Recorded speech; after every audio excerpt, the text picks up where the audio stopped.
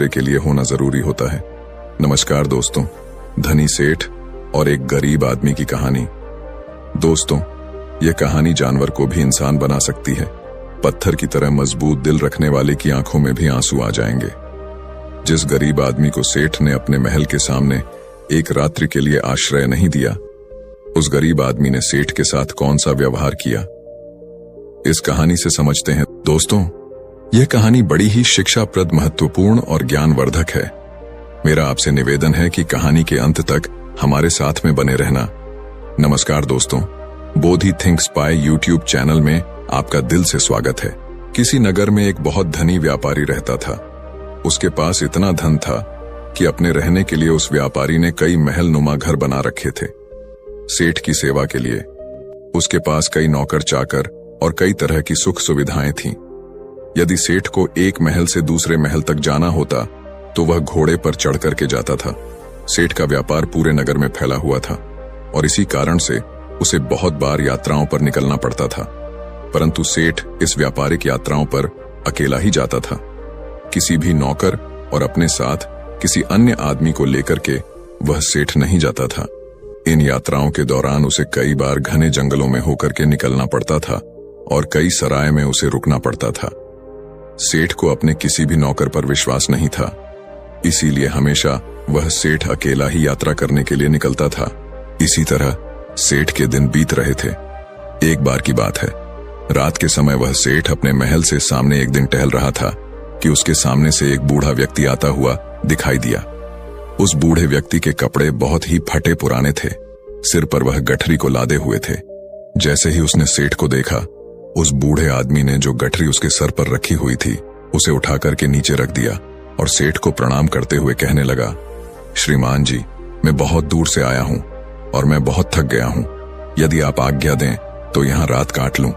उस बूढ़े व्यक्ति की बात को सुनकर के सेठ ने कहा, यह मेरा महल है, कोई धर्मशाला नहीं है। बूढ़ा व्यक्ति कहने लगा कि मैं केवल आपकी घुड़साल के बाहर ही पड़ा रहूंगा और सुबह होते ही यहां से मैं चला जाऊंगा। सेठ ने कहा, परंतु यहां तुम्हारी देखभाल कौन करेगा? उस बूढ़े व्यक्ति ने कहा कि मुझे किसी भी चीज की कोई आवश्यकता नहीं है, इसलिए देखभाल की कोई जरूरत नहीं है। सेठ ने कहा कि हमें क्या मालूम है कि तुम कौन हो। एक आदमी हमें रात भर के लिए तुम्हारी रखवाली के लिए यहां पर लगाना पड़ेगा। उस बूढ़े व्यक्ति ने कहा कि क्यों महाराज, ऐसा क्यों करना पड़ेगा आपको? सेठ ने कहा कि वह इसीलिए करना पड़ेगा कि रात को तुम कोई वस्तु उठा करके यहां से निकल ना जाओ।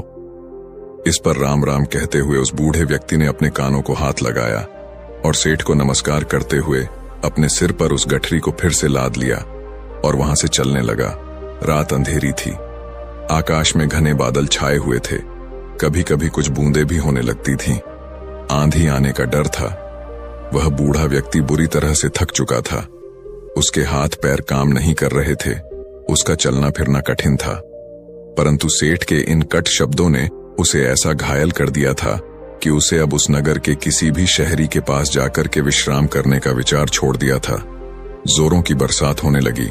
जिस तरह रात का अंधकार बढ़ता जा रहा था, उसी तरह से बूढ़ा आदमी भी अपने सर पर गठरी को लादे हुए आगे चला जा रहा था। समय बीतता गया। कुछ दिनों के बाद वह सेठ अपने मित्रों और अन्य सेवकों के साथ एक दिन शिकार खेलने के लिए जंगल में निकल पड़ा। शिकार खेलते समय उसे अपना घोड़ा एक हिरण के पीछे उसने लगा दिया। बहुत ही प्रयत्न करने के बाद वह उसके हाथ ना लगा और इसी दौड़ में वह सेठ अपने साथियों से आगे निकल चुका था। जंगल घना था और घने जंगल में घुस जाने के कारण वह सेठ अपने नगर का मार्ग भूल चुका था। लगभग कई घंटों वह जंगल में भटकता रहा।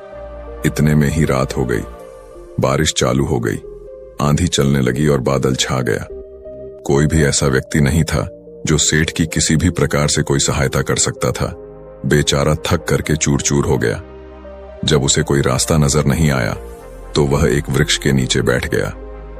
आंधी इतनी जोरों से बढ़ने लगी कि जंगल के जो वृक्ष थे वह सब टूट टूट करके गिरने लगे। आंधी के कारण अंधेरा बढ़ने लगा। हाथ को हाथ नहीं दिखाई दे रहा था। प्रकृति के इस प्रकोप से घबरा करके सेठ का जो घोड़ा था वह अपने बचाव के लिए इधर उधर भागने लगा। घोड़े का मालिक इतना थक चुका था कि उसे होश नहीं था। थोड़ी देर के बाद आंधी जब कुछ कम पड़ थोड़ी थोड़ी बरसात होने से चारों ओर जो फैली हुई धुल थी वह बैठ चुकी थी। आकाश को साफ हो गया था। तब सेठ ने देखा कि उसका घोड़ा उससे वहां से जुदा हो चुका है। उस सेठ ने उस घोड़े को 2000 रुपए देकर के खरीदा था और उस घोड़े से बहुत ही प्यार करता था। उसे पालने में उसने किसी तरह की कोई कसर नहीं छोड़ी थी। अब तो सेठ को घर पहुंचने की कोई भी उम्मीद नहीं थी। कहते कि सवेरा होने के आसपास रात का अंधकार बहुत बढ़ जाता है और इसी तरह आशा और सूर्य की किरणों के पहुंचने से पहले निराशा और दुख का अंधेरा भी बहुत अधिक हो जाता है। बहुत अधिक दुखी और निराश हो जाने पर उस सेठ को दूर से एक व्यक्ति आता हुआ दिखाई दिया। पहले तो उस व्यक्ति को देख करके वह सेठ सहम गया। कहीं यह कोई व्यक्ति चोर या डाकू ना हो जो उसे आकर के उसे लूट ले। परंतु जब उस व्यक्ति ने सेठ के पास आकर के नमस्कार करते हुए अपने होठों की मुस्कान से सेठ के हृदय को निर्मल कर दिया, सेठ को बड़ी उम्मीद दिखाई दी। उसे आशा का प्रकाश दिखाई देने लगा। हंसते हुए उस व्यक्ति ने सेठ से कहा, आप इतने क्यों घबराते हैं? साथियों के बिछड़ने से, राह भटकने से और किसी की सहायता ना मिलने से कहते हुए सेठ ने अपनी सारी जो कहानी थी उस व्यक्ति को सुना दी। उस व्यक्ति ने जब सेठ की कहानी सुनी तो उसको सेठ पर दया आ गई और वह सेठ को लेकर के अपनी झोपड़ी में चला गया। वहां जाकर उसने बताया कि वह अपने पिता के साथ रहता है। जो भी रूखा सूखा भोजन हम लोग खाते हैं आप भी खा लेना और यहीं पर रुक करके विश्राम कर लेना। सेठ ने कहा कि परंतु मेरे घोड़े का क्या होगा? उस व्यक्ति ने कहा, सुबह होने से पहले मैं आपके घोड़े को किसी भी तरह से ढूंढ लूंगा। सेठ ने कहा कि वह कैसे ढूंढोगे? तुम बड़ा घना जंगल है, इतनी अंधेरी रात है, तुम कैसे ढूंढ सकोगे?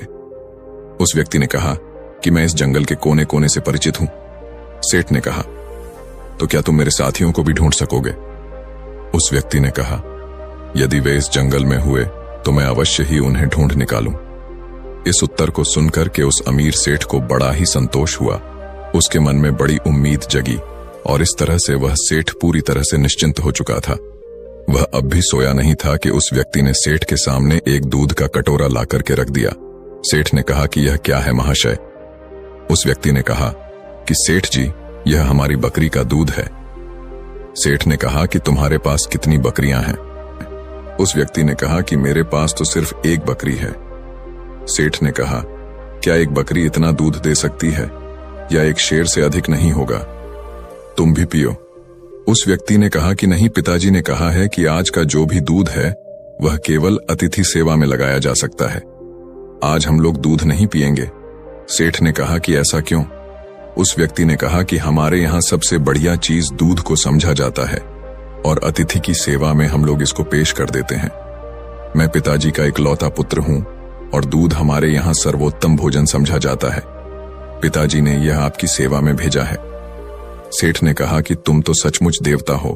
सेठ की बात को सुनकर के वह व्यक्ति कहने लगा, नहीं सेठ जी, देवता तो बहुत दूर की चीज है, हम तो पूरी मानवता को भी नहीं अपना सके। उसकी बात को सुनकर के सेठ ने कहा, नहीं भैया, मानवता तो आप में कूट कूट करके भरी हुई है। इस तरह बातें करते करते वह सेठ सो गया। अपने अतिथि की सच्ची सेवा करने वाला वह व्यक्ति चुपके से उठा और हाथ में मसाल लिया और अपने अतिथि के घोड़े को ढूंढने के लिए वहां से वह चल दिया। ढूंढते ढूंढते वह सुबह के समय के आसपास ढूंढा। बहुत ढूंढने के बाद आखिर उसे घोड़ा मिल गया। वह अपने अतिथि का घोड़ा ला करके अपनी झोपड़ी पर लौट आया। जब उसकी मां ने देखा कि अतिथि का घोड़ा मिल गया है तो वह उठ करके घोड़े के लिए सारा डालने लगी। वह जानती थी कि घोड़ा जंगल से घास चर करके आया होगा, परंतु फिर भी उसने अतिथि के घोड़े की सेवा करना अपना परम कर्तव्य समझा। घोड़े को यदि सारा ना मिलता तो शायद अतिथि सेवा अधूरी समझी जाती। सुबह के समय जब वह अमीर सेठ सो करके जगा तो उसने देखा कि उसका जो घोड़ा है वह सारा खा रहा था और अतिथि सेवक वह व्यक्ति उसके सामने हाथ जोड़े हुए कह रहा था, आज ईश्वर ने हमारी लाज रख ली। उसको सुनकर के सेठ ने पूछा कि कैसे? उस व्यक्ति ने कहा, सेठ जी, आपका घोड़ा सकुशल मिल गया। यदि वह सामने की ओर निकल जाता तो शायद बाघ उसे अपना शिकार बना लेता। इतना सुनकर कि उस सेठ ने उस व्यक्ति को बहुत सा धन्यवाद दिया। इस समय उसे व्यक्ति की वृद्ध माता ने अतिथि के लिए दूध का कटोरा भर करके भेज दिया। दूध पी लेने के बाद सेठ घर लौटने की इच्छा प्रकट करते हुए कहा, मैं तुम्हारे पिताजी से मिलना चाहता हूं। वह नवयुवक अपने पिता को बुलाने के लिए गया। उसके पिता बिस्तर पर लेटे हुए आराम कर रहे थे। उस युवक ने पहुंच करके कहा कि पिताजी जो अतिथि महाशय हैं वह आपको याद कर रहे हैं। उस पिताजी ने पूछा कि किस लिए? पुत्र ने कहा कि वे जानना चाहते हैं। पिता ने कहा, उनसे कहो कि कुछ दिन और ठहरे। पुत्र ने कहा कि मैंने कहा था, परंतु वह नहीं मानते। पिता ने कहा, अच्छा तो उन्हें उनके घर तक छोड़ करके आओ। पुत्र ने कहा, जाने से पहले वह आपके दर्शन करना चाहते हैं। पिता ने कहा, बेटा अच्छा, तो यही होगा कि मैं उनसे ना मिलूं। पिता की इस तरह की बात को सुनकर के पुत्र को कुछ आश्चर्य हुआ। उसने अपने पिता के सामने मुख से कभी कोई शब्द नहीं कहा था। आज वह पिता को इस प्रकार देखने लगा मानो उसकी आंखों में शब्द कोई लिखा हो। पिता ने पुत्र के प्रश्न को पढ़ लिया और उसे धीरे से समझाता हुआ कहने लगा, बेटे, तुम शायद यही पूछना चाहते हो कि मैं अतिथि से इस प्रकार दूर रह करके उसका निरादर क्यों कर रहा हूं। असल में मेरी इस बात में भी अतिथि का सत्कार का भाव ही भरा हुआ है। पुत्र ने पिता की बात को सुनक के कहा, मैं इस अनादर में आदर की भावना को समझ नहीं सका। पिताजी, पिता ने कहा, समझाओ भी कैसे? ऐसी कौन सी कठिन बात है जो मुझे न समझ सके? पिता ने कहा, यह एक व्यर्थ घटना है जिसके बारे में बताना नहीं चाहता। पुत्र ने कहा कि अच्छा, तो अतिथि महोदय से आपके बारे में क्या कहूं? पिता ने कहा कि यही कि पिताजी बूढ़े हैं और रोगी भी हैं। वह बिस्तर से उठकर कि चलने फिरने में असमर्थ, इसलिए उनका बाहर आना कठिन है। पुत्र ने अपने पिता का जो संदेश था वह जाकर के उस सेठ को सुना दिया। इस बात को सुनकर के सेठ कहने लगा, इस पवित्र स्थान पर आकर के मैं ऐसे महात्मा को देखे बिना यहां से कैसे वापस चला जाऊं, जिसके घर में भूले भटके को मार्ग दिखाया जाता है, जहां अतिथि की सेवा की जाती है, जी जान लगा करके की जाती है, जहां अजनबी अतिथि के घोड़े को ढूंढने के लिए घर वाले अपनी जान की बाजी लगा देते हैं, और जहां जो घर की गृहिणी है वह अपना खान पान उठा करके अतिथि के घोड़े की पेट भरने के लिए तैयार करती है। तुम्हारे पिता को देखकर ही मेरा जीवन सफल हो सकता है। सेठ का संदेश पुत्र ने पिता तक पहुंचा दिया। अब बूढ़ा क्या करता, उसे सेठ के सामने आना ही पड़ा। सेठ ने देखते ही पहचान लिया कि यह तो वही बूढ़ा है जो कुछ दिन पहले उनके महल के सामने सर पर गठरी उठाए हुए आया था। एक रात के लिए उसने आश्रय मांगा था और सेठ ने उसे चोर तक कह दिया था। कितनी दानव थी उसके दुर्व्यवहार में। इस वृद्ध के पुत्र ने अपनी मानवता का परिचय देकर के उस सेठ के हृदय को बिल्कुल बदल दिया था। अमीर सेठ हाथ जोड़ करके खड़ा हो गया और अपने दुर्व्यवहार के लिए उस बूढ़े व्यक्ति से क्षमा याचना करने लगा। बूढ़े व्यक्ति ने कहा, आपकी ओर से क्षमा याचना का प्रश्न ही पैदा नहीं होता है, क्योंकि मैं बाहर आकर के आपको उस पुरानी घटना की याद नहीं दिलाना चाहता था। आपके आग्रह को मैं टाल नहीं सका, इसीलिए मुझे यहां आना पड़ा। इससे शायद आपको बड़ा दुख हुआ हो, अतः मुझे आपसे क्षमा मांगनी चाहिए। सेठ ने कहा, कितना ऊंचा है आपका व्यक्तित्व। इतना कह करके वह अमीर सेठ उस वृद्ध के चरणों में गिर पड़ा। उसके नेत्रों से पश्चाताप के आंसू झर रहे थे।